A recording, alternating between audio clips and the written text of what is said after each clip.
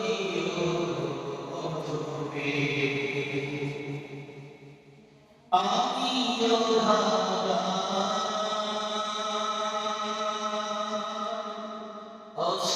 অসহায় ভাবি তোমাকে আমি অভাগা অসহায় ভাবি তোমাকে আমার সহায় সান্ত্বনা তুমি তুমি রবে রাখারে নিশিরে নীরবে সাগরে সপরে নিশিরে নীরবে সাগরে সপরে দেখা দিও তবে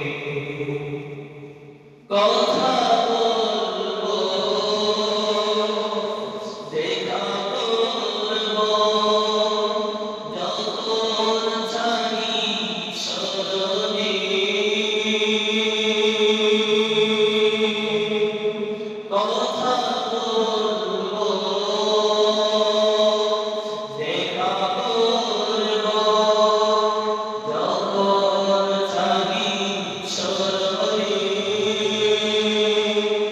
শেষ বেলা ঢাকি দিলাম যেতে পারি ইমানে নিশীথে নীরবে শয়নে সপনে নিশীথে নীরবে শয়নে সপনে দেখা দিও অথবে সাল্লাল্লাহু আলা মুহাম্মাদ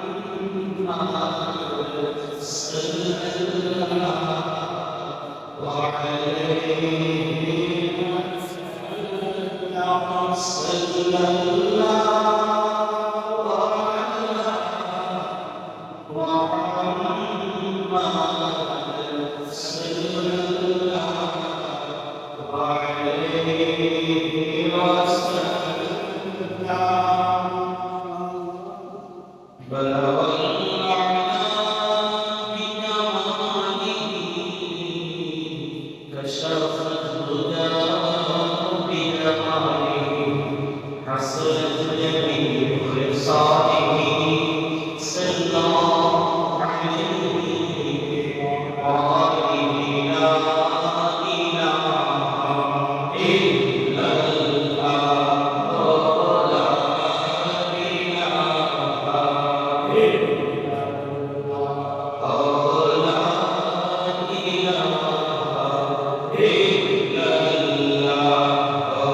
لا إله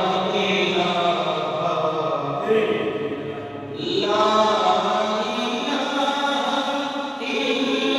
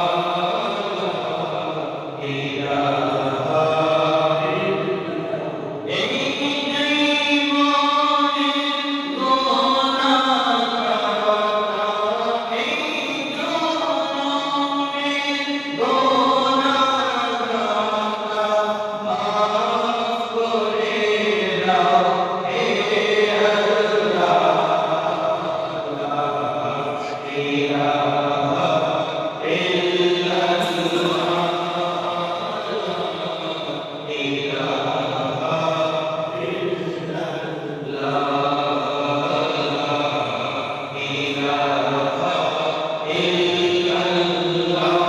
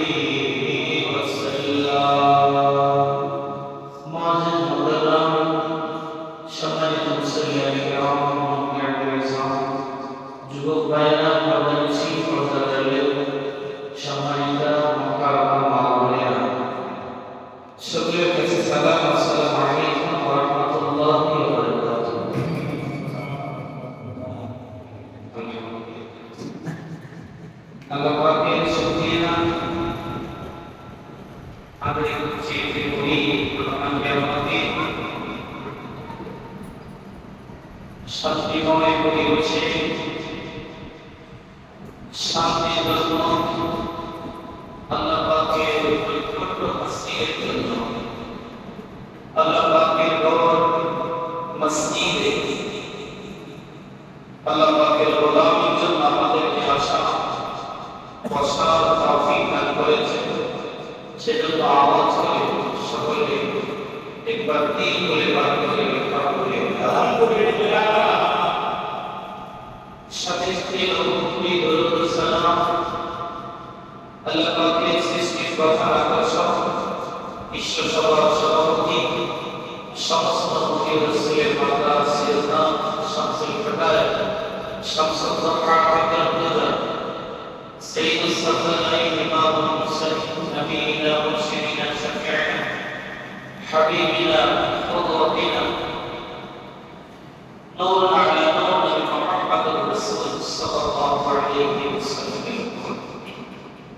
সম্মানিত হাজিরিন, আমি আপনাদের সম্মুখে পবিত্র কালামুল্লাহ মাজিদ থেকে একটা আয়াতে কারিমার অংশ তেলাওয়াত করেছি।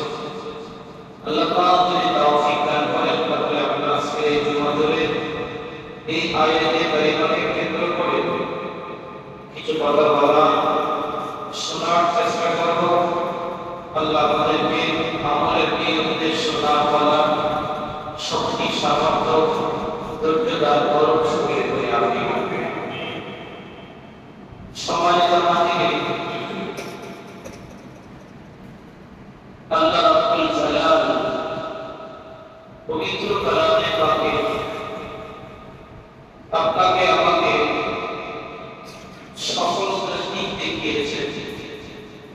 মানুষ দুনিয়াতে বসবাস করে, মানুষটাই সফলতার দিক দেখিয়ে কোন মানুষ সুন্দরভাবে প্রত্যাশা করবে না, কখনো বলে না যে আমি একটা ব্যর্থ হয়ে দেরি মাথায় সবাই চায় যে আমার পরিবারের একটা সফলতা দিক দেখো, আমার জীবনে আমি একটা সফলতার প্রান্তে পৌঁছি।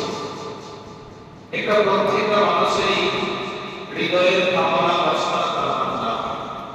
এই জন্য আল্লাহ মানুষদেরকে সফলতা প্রান্ত দেখিয়েছেন, সফলতার পথ দেখিয়েছেন। কোন পদ্ধতি অবলম্বন করে সফলতা পাওয়া যাবে এই পদ্ধতি আমার আল্লাহ আপনাকে আমাকে কোরআনের মধ্যে দিয়েছে। অন্য কোনো পথে, অন্য কোনো পথে, অন্য কারো কাছে, অন্য কারো দাঁড়িয়ে আপনাকে আমাকে সফলতার দিক চিন্তা করতে হবে না। সফলতার পথ আমাদেরকে তালাশ করতে হবে।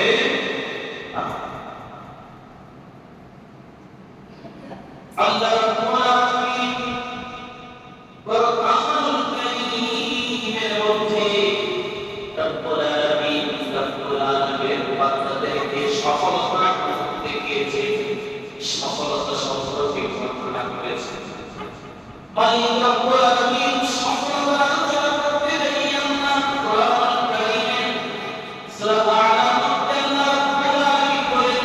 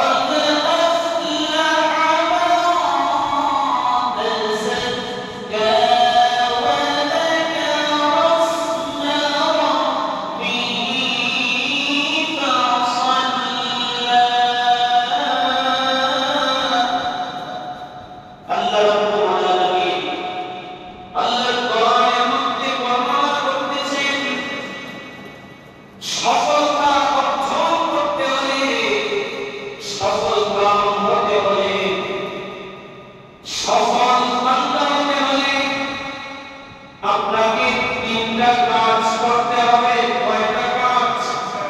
তিনটা কাজ। এক নম্বরে আপনার হৃদয়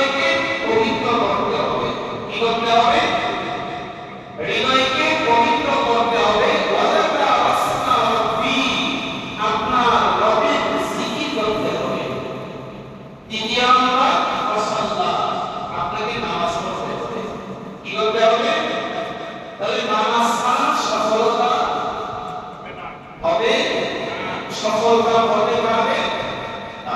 তিনটা বিষয়।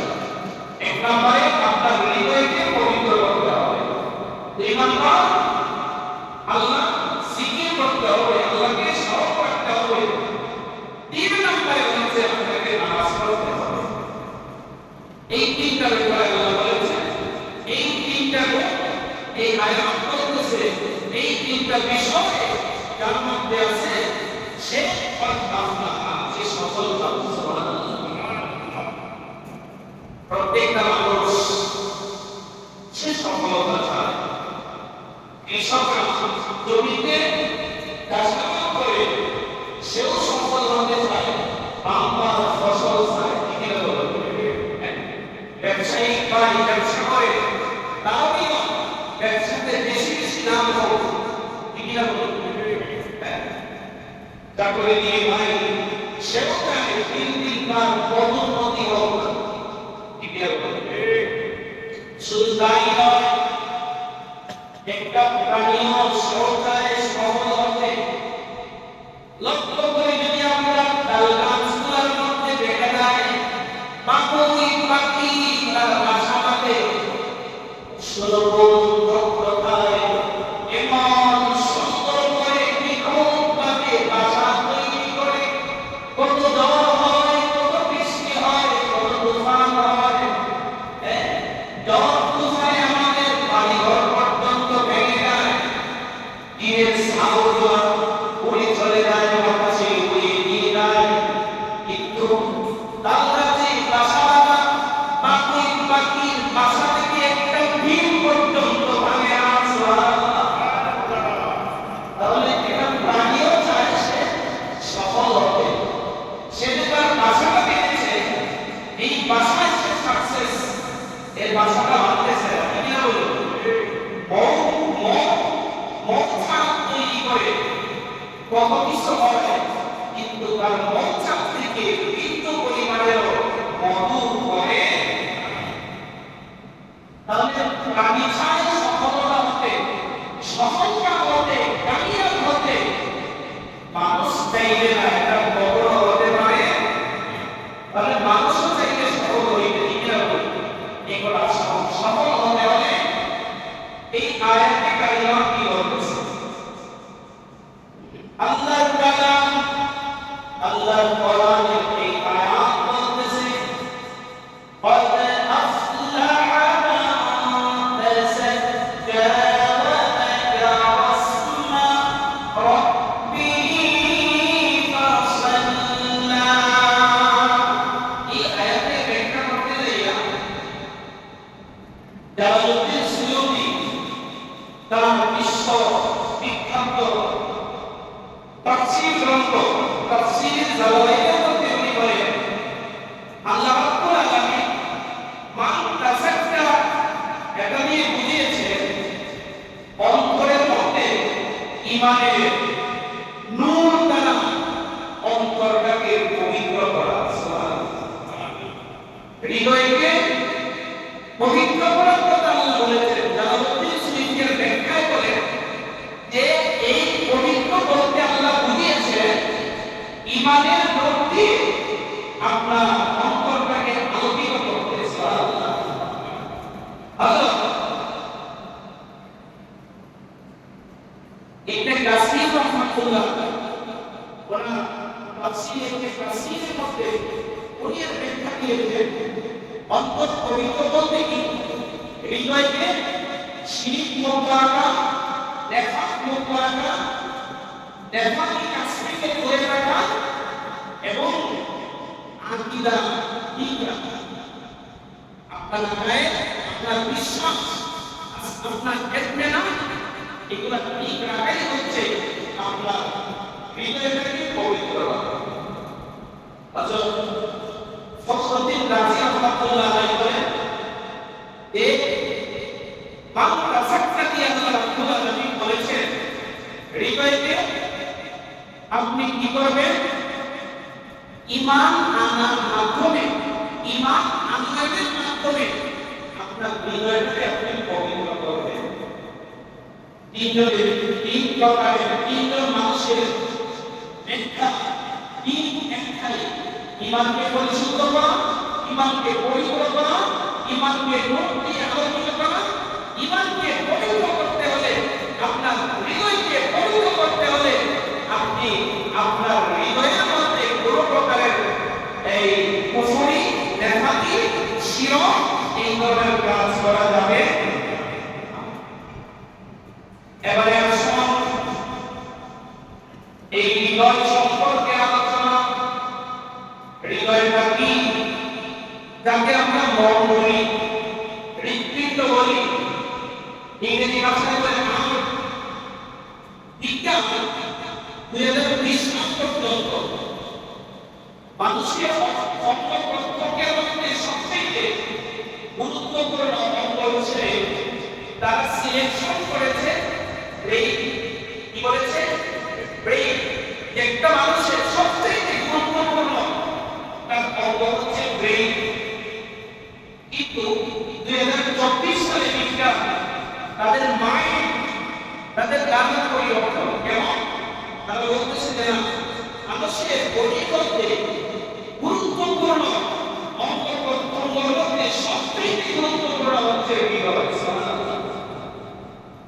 যেটা হৃদয়টা কি, এর সমাধান তারা কখনো দিতে পারে কিন্তু আল্লাহ রাসূল দিয়েছে। আল্লাহ রাসূল সাল্লাল্লাহু আলাইহি ওয়াসাল্লাম বলেছেন, আদা ওয়া ইন্না ফিল জাসাদি মুদগাহ ইযা সালাহা সালাহা আল জাসাদু কুল্লুহু ওয়া ইযা ফাসাদাত ফাসাদা আল জাসাদু কুল্লুহু। আল্লাহ হাবিব সাল্লাল্লাহু আলাইহি ওয়াসাল্লাম বলেন, হৃদয়টা কি, হৃৎপিণ্ডটা কি, অন্তরটা কি, মনটা কি, সেটা এমন একটা বিষয় যেটা সুস্থ থাকলে পুরো বডি সুস্থ। যেটা অসুস্থ হয়ে গেলে পুরো বডি অসুস্থ হয়ে যায়। আল্লাহ কাদিরের এটা দিয়েছে। এই হৃৎপিণ্ডটা একটা মানুষের বডির মধ্যে কখন কাজ করা শুরু করে? আপনার একটা সন্তান যখন মায়ের পেটে 4 মাস 10 দিন হয়, তখন ওই সন্তানের, ওই বাচ্চা মায়ের পেটে থাকা শিশু মাসুম বাচ্চাটা হৃৎপিণ্ডটা কাঁপতে শুরু করে। সুবহানাল্লাহ। পৃথিবীতে 72 বার সেটা কাঁপে। সুবহানাল্লাহ। তাহলে দেখো সত্যিকার আছে বলা হয় মানুষের এই বডির মধ্যে, এই পুরাটা বডির মধ্যে রাজধানী হচ্ছে হৃদয়। তাহলে হৃদয়ে যার দখলে পুরো বডি তার দখলে, রাজধানী যার দখলে পুরো দেশ তাদের দখলে। আমরা দেখেছি জুলাই অভ্যুত্থানে যখন ছাত্র আন্দোলন, ওই সময়ে ছাত্র আন্দোলন হয়েছিল, যেই মাত্র রাজধানী তাদের আয়ত্তে চলে আসছে, পুরো দেশ তাদের আয়ত্তে অটোমেটিকলি চলে আসছে। তাহলে বোঝা যায় যে মানুষের রাজধানী হচ্ছে হৃদয়, হার্ট, অন্তর। যেটা নিয়ন্ত্রণে থাকলে আপনার পুরো বডিটাই আপনার নিয়ন্ত্রণে আছে। আর যদি নিয়ন্ত্রণ না হয় তাহলে আপনার বডি আপনার নিয়ন্ত্রণের ভিতরে। এই জন্যই শয়তান এই জায়গায় আইসা সেবা চালাচ্ছে। বিজ্ঞান প্রমাণ করেছে যদি একটা মানুষের ব্রেইন স্ট্রোক হয়, ব্রেইন স্ট্রোক করলে একটা মানুষ 24 ঘন্টার ভিতরে যদি ওই মানুষটাকে লাইফ সাপোর্টে আইসিইউতে নেওয়া হয়, রোগটাকে বাঁচানো যায়।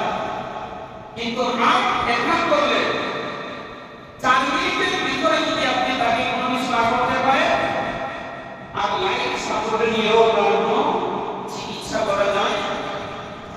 নিঃসন্দেহে এই মন, এই হৃদয়, এই হার্ট, এ আমাদের পুরো বডির রাজধানী। এবারে আসো এই কথাটাই আমরা বলতেছে, আপনি যদি সফল কাম করতে চান, সফলতার দিক আপনাকে দেখতে হয়, সফলতার মুখ যদি আপনাকে দেখতে হয়, আপনি যদি সফল কাম মানুষ হইতে চান, তাহলে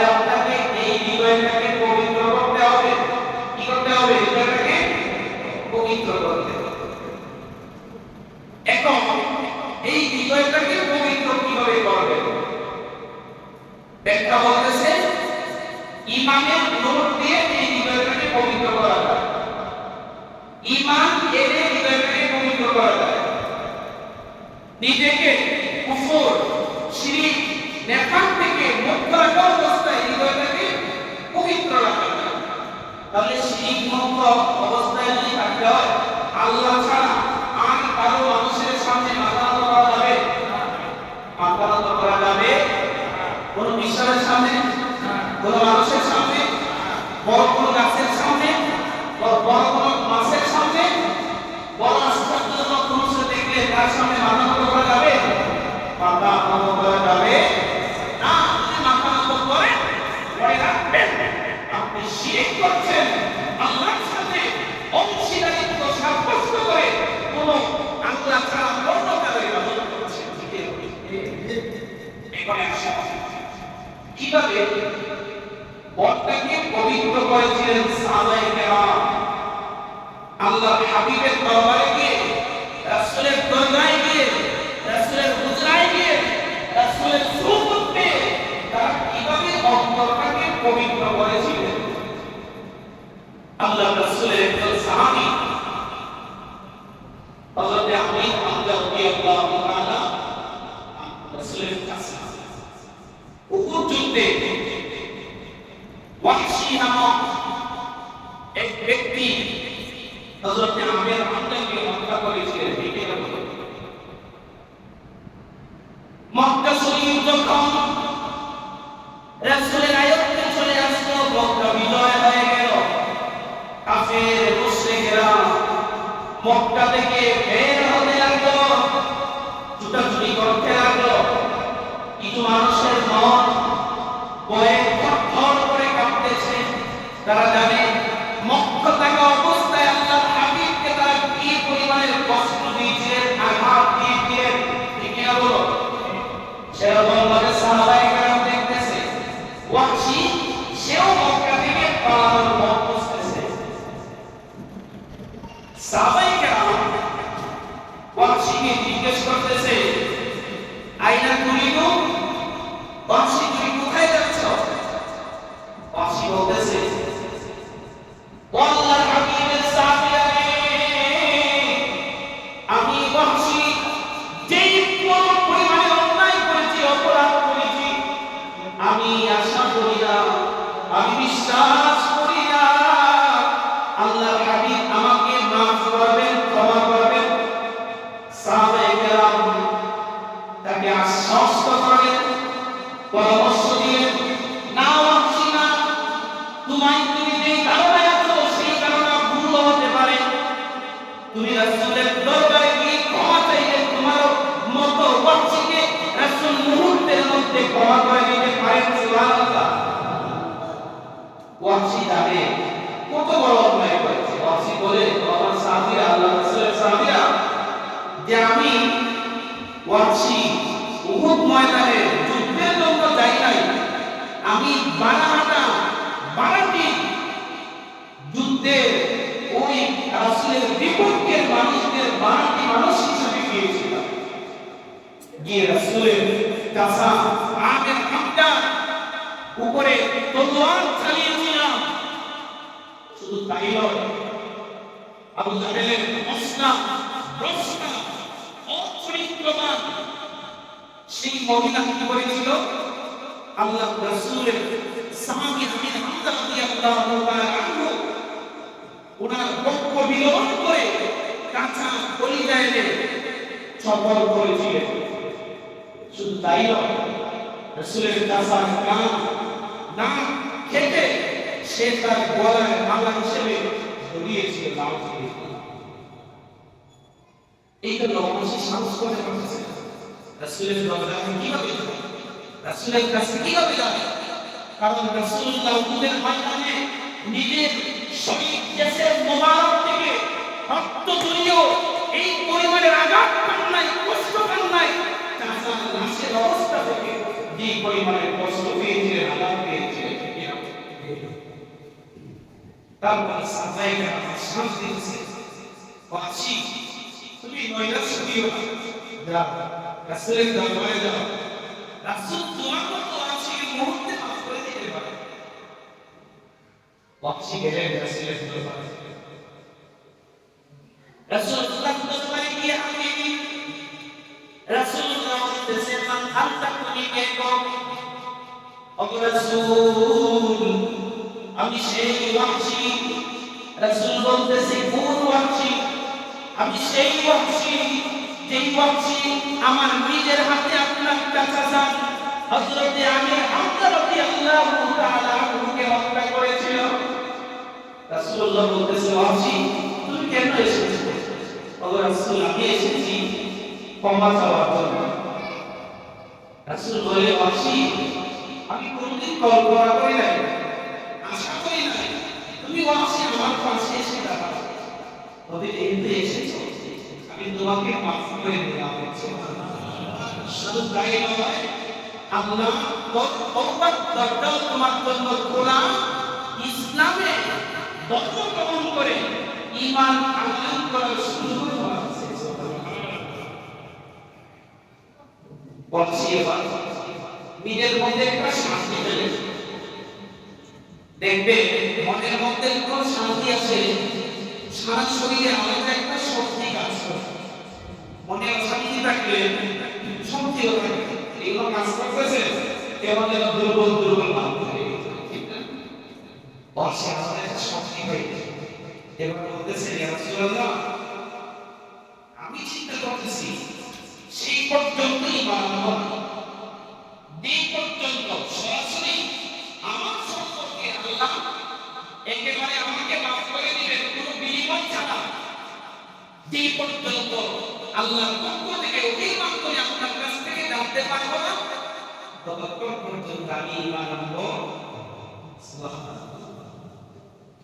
আল্লাহ হাবিবের ব্যাপারে ওই চলে আসে আল্লাহ পাক রব্বুল আলামিন ওই মানুষদের মাধ্যমে জানিয়ে দিলেন আউযু বিল্লাহি মিনাশ শাইতানির রাজীম বিসমিল্লাহির রাহমানির রাহিম ওয়াল্লাযীনা লা ইয়াদউনা মা'আল্লাহি ইলাহান আখার ওয়া লা ইয়াকতুলুনা আন-নাফসাল্লাতী হারামাল্লাহু ইল্লা বিল-হাক্কি ওয়া লা يزنون ومن يفعل ذلك يلقى أثاما সংক্ষিপ্তভাবে বলছি আল্লাহ বলতেছেন যারা আল্লাহর সাথে শিরক করবে না, যারা অন্যায়ভাবে মানুষকে হত্যা করবে না, যারা জেনা ব্যভিচার করবে না, আল্লাহ তাদেরকে মাফ করবেন। তবে যারা করবে তাদেরকে মাফ করবেন না। এখন ওয়াহশী বলতেছে ইয়া রাসূলুল্লাহ কি ওহী আসছে এই আয়াতে কারিমা থেকে লক্ষ্য করলে আমি ঈমান আনতে পারি না, কারণ আমার জীবনে যেই পরিমাণে শিরক কুফর নেফাক আল্লাহ সাব্যস্ত করার মতো এরকম মুশরিকের এরকম খাসিয়ত এরকম কাজ আমার জীবনের শেষ নাই, অসংখ্য অগণিত করেছি। এরপরে আবার মানুষকে অন্যায়ভাবে অনেক হত্যা করেছি, আমার এরও হিসাব নাই যেই পরিমাণে আমি বলছি জিনা করেছি ব্যভিচার করেছি। তাহলে আমাকে আল্লাহ মাফ করবেন না? আমি কি অপরাধগুলো করেছি? আমি কিভাবে ইবাদত করি? ওহী আসলো রাসূলের দরবারে ইল্লা মা তাবা ওয়া আমানা ওয়া আমিলা আমালান সালিহান ফাউলাইকা ইউবাদদিলুল্লাহু সাইয়্যাতিহিম হাসানাত। সুবহানাল্লাহ। এরপরে ওহী আসলো কাফের হোক মুশরিক হোক মানুষ যদি তওবা করে তারপরে ইবাদত করে আমল করে এক আমল করে আল্লাহ তার পিছনের গুনাহ মাফ করে সওয়াবে রূপান্তর করে দিবেন। সুবহানাল্লাহ। এবার ওয়াহশী বলতেছে ও রাসূল উস বুঝলাম, আমি ঈমান আনলাম। আল্লাহ তো শর্ত দিয়েছেন নেক আমল করতে হবে। আমি যদি নেক আমলের সুযোগ না পাই, তাহলে ঈমান এনে আমার লাভ, আমার ওহি আসল। ইন্নাল্লাহা লা ইয়াগফিরু আন ইউশরাকা বিহি ওয়া ইয়াগফিরু মা দুনা যালিকা লিমান ইয়াশা।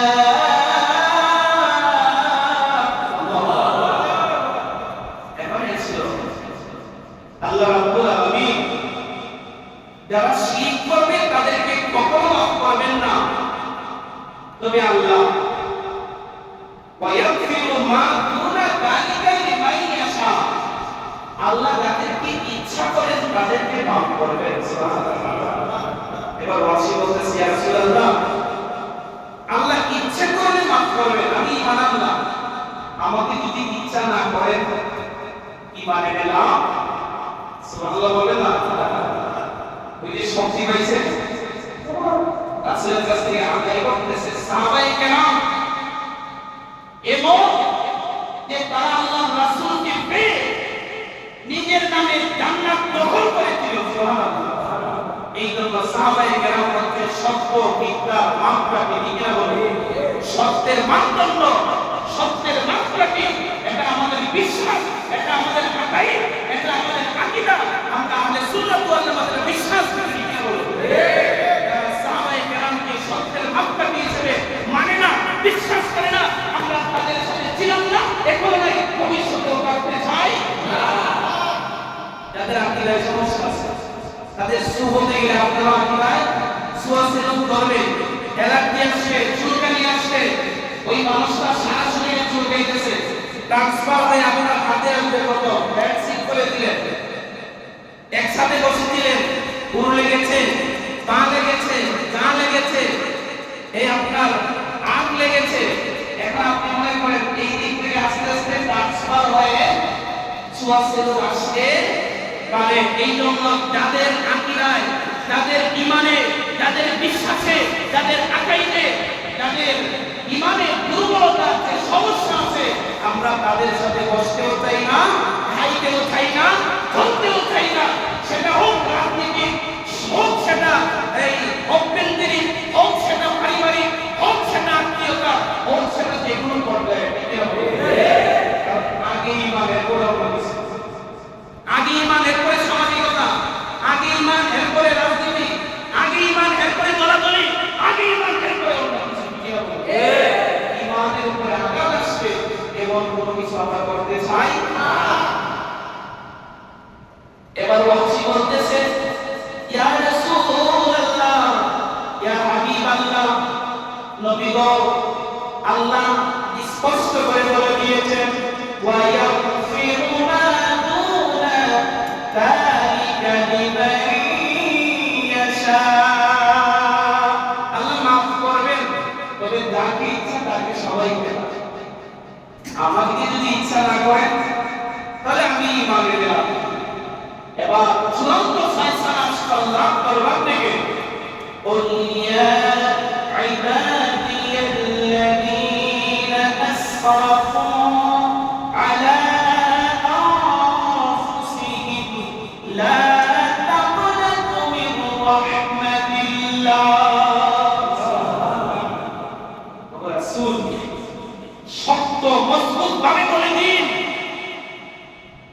যারা গুনাহ করতে করতে, অন্যায় করতে করতে, অপরাধ করতে করতে, জিনা করতে করতে, ব্যভিচার করতে করতে, হত্যা করতে করতে, মুশরিক আমি ছাড়া অন্যের ইবাদত করতে করতে জীবনটা একেবারে শেষ করে দিয়েছে, তাকনাতু মিন রাহমাতিল্লাহ, আমি আল্লাহর রহমত থেকে যেন নৈরাশ না হয়, আমি আল্লাহ তাকে ক্ষমা করব, তাকে মাফ করব। এবার ওয়াসি ঈমান এনে তার হৃদয়কে পবিত্র করলো, ঈমানের নোট দিয়ে হৃদয়টাকে আলোকিত করে ফেললো। আল্লাহ বলেছেন, আপনি যদি হৃদয়টাকে পবিত্র করতে পারেন, মান তাসাক্কা, আপনি যদি হৃদয়টাকে পবিত্র করতে পারেন, তাহলে আর দুইটা জিনিস একটা হচ্ছে আল্লাহর জিকির, আল্লাহর স্মরণ, তৃতীয় নাম্বার হচ্ছে নামাজ পড়ে, তাহলে আপনি সফল হবেন।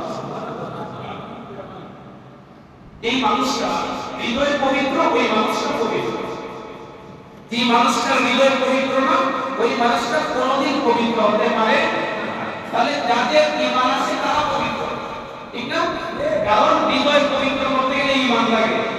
এখন একজন কাফের যদি মনে করেন লাখ সালাম দিয়া 140 বার গোসল করে, এ পবিত্র হইল কোনদিন? আমরা মুসলমান, আমরা তো পবিত্র হই, হই না? অপবিত্র দরিদ্র এই কারণ আছে, এই কাজগুলা করলে আমরা অপবিত্র হই না? এটাকে ওই রকম অপবিত্র বলে না, সেটাকে বলে জুনুব। আপনার উপরে গোসল ফরজ হয়েছে, একবারে দেখে বললাম না, বুঝে নেন যে আমরাও অপবিত্র হই, ওই রকম অপবিত্র না, সেটাকে বলা হয় জুনুব। আপনার উপরে গোসল ফরজ হয়েছে, গোসল করলে এটা শেষ, ঠিক না? তাহলে আল্লাহ রাব্বুল আলামিন আপনাকে আমাকে সফলতার পথ দেখিয়েছেন, সফলতার পথ দেখিয়েছেন, সফলতার রাস্তা দেখিয়েছেন, সফলতার কাজ দেখিয়েছেন। এখন এই দিক অনুসরণ না করে, এই পথে না চলে, এই কাজগুলো না করে কোনোদিন আপনি সফল হতে পারবেন। যত বিল্ডিং এর মালিকই হন, কোটি কোটি টাকার মালিকই হন, লক্ষ লক্ষ টাকার মালিকই হন না কেন, যত বড় বড় পজিশনের চেয়ারের মালিকই হন না কেন, আপনি কিন্তু সফল না, সফল না। আপনাকে সফল হতে হবে, অবশ্যই এই তিনটা কাজ করতে হবে। এই তিনটা না করে আপনি কোনোদিন সফল হতে পারবেন? আল্লাহ আমাদের সকলকে সফল হওয়া, সফলতা অর্জন করা আল্লাহ করে আমাদের কবুল করুন। আমিন।